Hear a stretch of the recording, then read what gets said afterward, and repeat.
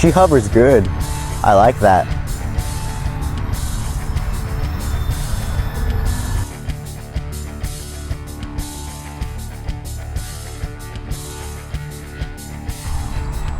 Hey guys, John here, and welcome back to John's RC. And this is the ROCHOBBY MXS V2. So I haven't flown an aerobatic park flyer in quite a while. My last plane that I flew of this size was the E-flite Extra 300, and that was a killer plane. So I'm hoping that this MXS has the same amount of performance. So it came as a plug-and-play model, which means I have to supply myself with my own transmitter, receiver, and flight battery. So for my transmitter, I'm using a Radiomaster TX16S, and you can see here, my flight battery is a Liperior 3-cell 2200 mAh battery pack, and my receiver is going to be the Radiomaster R88 8-channel receiver. And you can see I have the antennas kind of split here. So this model comes in at a retail price of $209.99 US. However, on FMS's website, it has a secondary version for $245 that comes with the Reflex V2 gyro. But I wanted just a clean slate plane, so the clean PNP was our best bet. This model has a wingspan of 1100 millimeters. It has a length of 1080 millimeters, and with the battery installed, it has a flying weight of roughly 1180 grams. Of course, you have to build this model, so I'm going to quickly explain the build. And if you're not interested in this, we'll put a little timestamp in the corner for the mid-flight. So our first step was the first step was the tail, but we skipped that page. Our first step was to install the wing. And the wing, if you can see at the bottom of the fuselage, has 4 screws attached to it, and that wasn't really the hard part. So basically, there's a spar that goes down the middle of the fuselage, and that joins the 2 wings. And then there's a block that attaches to the fuselage that has all the threads for the screws. Now, the challenging part of this was trying to align the wing with the threaded holes, and we just couldn't get it right. And we found that our best way to do it was my dad actually screwed down the plane, but I was pushing the wing so it aligned better, and we did this for both wings and it worked great. Our next step was to install the horizontal stabilizer, and this went on the same way the wing did. There's a spar that goes here, but this time there's actually this little joiner plastic tube, so both of the surfaces are attached to each other. Now, we were able to attach the tube and the spar without it being on the fuselage, but when it was on the fuselage, it did pose a bit of a greater challenge. But we didn't really do anything different. We just kind of played around with it until we got it in, and you can see we did crinkle the foam a bit trying to push the surfaces, but I mean, it's in now, it works. So yeah, the vertical stabilizer was already installed onto the plane, and what we had to do was we had to install all of the linkages onto the control surface. So you can see I have it on the furthest out hole on the servo arm, and I think on the rudder it's furthest out. But if you look at my elevator, it's closest in, so I get the most amount of deflection. And these are just attached via ball link pliers. I mean ball link linkages, but ball link pliers are highly recommended for the build if not necessary. And we had to do this all around, so you can see I have them on the wing too. So yeah, we also had to install the landing gear. That was the final step on the manual. The final step was to just install the landing gear with these 3 screws. You kind of just put it on and it attaches to the fuselage. Now, that wasn't the last step of the build, because we still had to do things like centering all the control surfaces, which was just easy. Just had to turn the linkage depending on whether the servo was too far out or too close in. And we had to do this for all the surfaces. They weren't exactly centered, so the ailerons, elevator, rudder, we had to center all of them. And if you do plan on getting this plane, this thing comes with the prop and the spinner installed, but please take it off and tighten it. I didn't think of that. My dad did, fortunately, and when he did tighten it, it had like a good 3 turns still. So if we were to fly with the spinner not fully tightened, it probably would have fell off. So yeah, if you do get this plane, really consider tightening this out of the box. But yeah, last thing, these side force generators are not screwed in, they're CA'd on. I forgot to mention that. That's the last part of installing the wing. So they kind of just friction fit on, but you do have to put a little bit of CA. And I think that's pretty much it. It's a 4-channel model because you have your aileron control, your elevator, your rudder, and I do have my throttle. So yeah, I haven't flown, like I said, I haven't flown a plane that looks this aerobatic in quite a while, and my throws are kind of big. So what I went ahead and did was I just I programmed rates on my Radiomaster receiver. I'm not my receiver, my transmitter. So this is high rate here. Let me actually. So I'm going to, this is low rate, this is medium rate, this is high rate. So yeah, I think that's pretty much it. So let's go and fly it. Alright guys, I have the MXS plugged in, I fine-tuned my receiver, and we did do a range check after my intro. So yeah, I have everything working, my rates are working.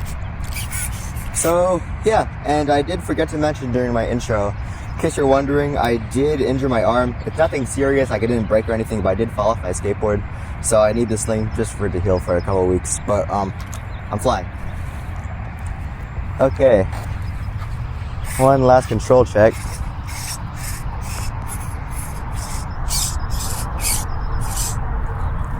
I'm gonna take off on medium rates because I don't have faith in myself. Just to trim everything out.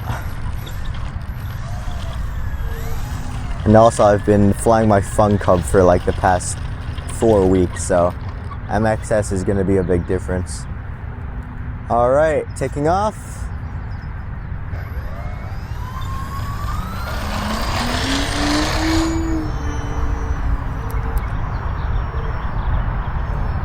There's so many gnats here. Need some little trim.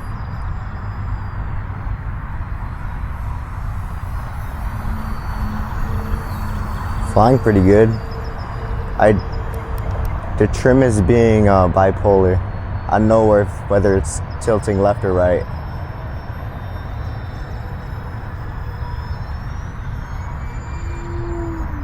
Oh, she's got punch.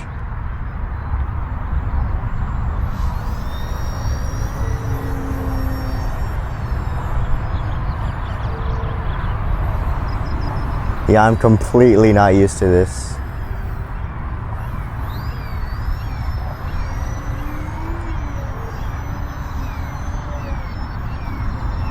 Need to fly a bit more before I can do anything remotely good.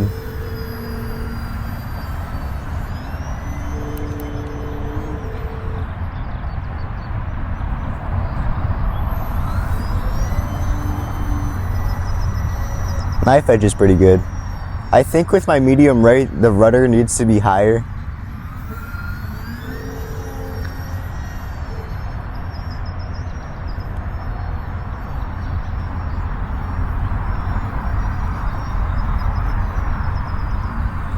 Nice. So many gnats here. We'll put it on the higher rates. Just feel her out. Jesus. Oh yeah, the rudder's a lot higher in high rates. Wow. Okay. Have to lower my high rates. I think it's like too high for its own good.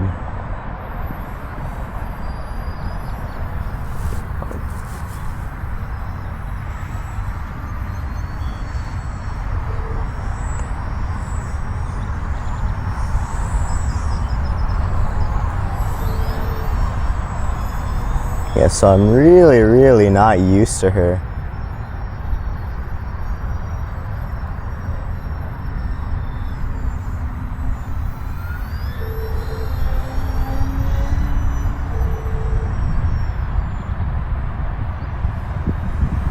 Let's feel low rates.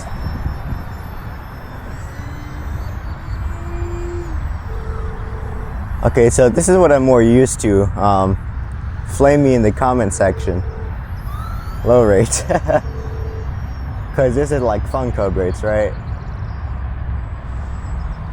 Let's put it back on medium.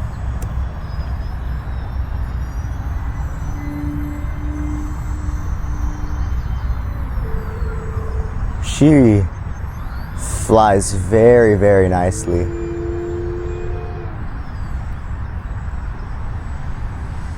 I just have to lower my aileron rates a bit because it looks like when you push aileron to one side, it likes to keep pushing. It's like wing heavy or something.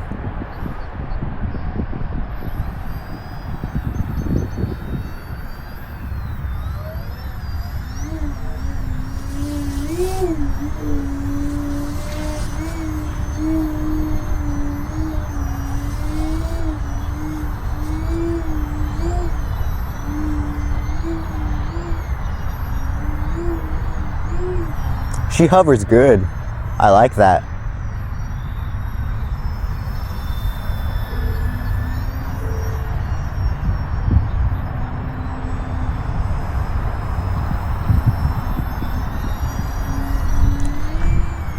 Jeez.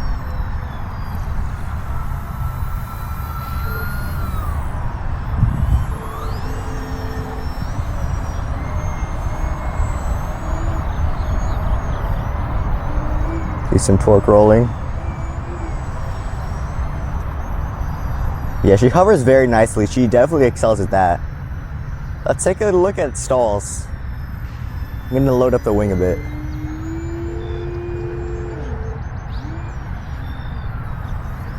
Okay, so it looks like she just tips over on one wing.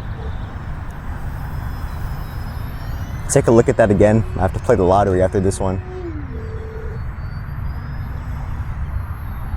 Actually, she doesn't really have a bite. Okay.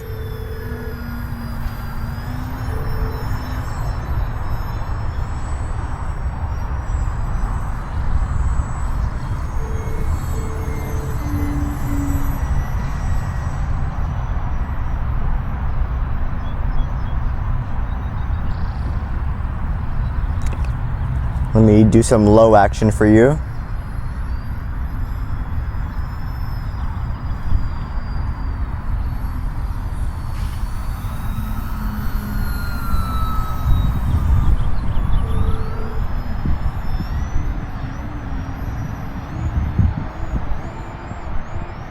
Yeah, she is great at vertical maneuvers.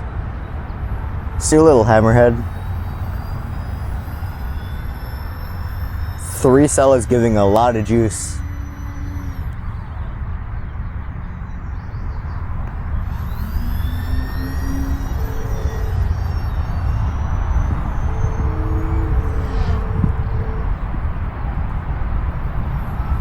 Really a beautiful plane.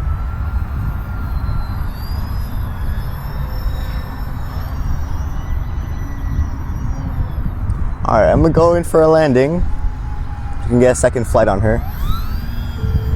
Not right now, hold on.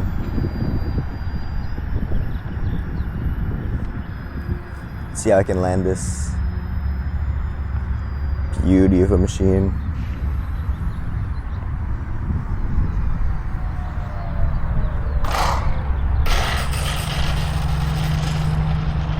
Bit of a bouncer, she's okay.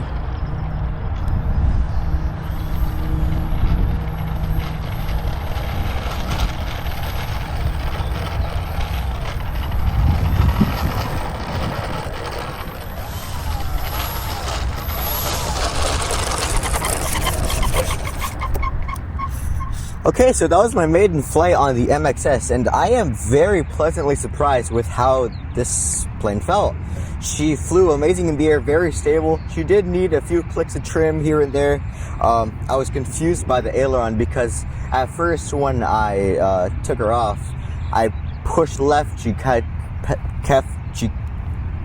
pushing left. I pushed her right. She kept pushing right, like it was a wing heavy or something. It was weird, but I got sorted out. I tested all my rates. Low was way too low for me. High was too high. I think it was too high for its own good. Because you see, during the builds, we had to drill out our own little hole for the servo arm because it was drilled out for the middle hole. I put it furthest out so I can get the most amount of flex. You know, it's like trying to play a game without reading the how to play menu. Way too high for its own good. I almost broke it. But yeah, she stalls very nicely. Not really bite. She doesn't really bite at all. Or if she does, it's a little wingtip over. Plenty of power with the Liperior 3-cell. Got great range with my Radiomaster TX16. I think my RSSI was around like above 50 at all times, and I flew pretty far out. So yeah, I think my favorite maneuver with her is torque rolling and hovering in general, because she's just great at it with all the supplied power by the motor. And also because of the side force generators, doing rolling maneuvers, I was doing like my rolling circles. She does it great because you do need some rudder input for like that knife edge, and she does it great. So I'm gonna do a second flight on her now that I know how everything feels, and yeah. Awesome, Maiden John. Congratulations, buddy.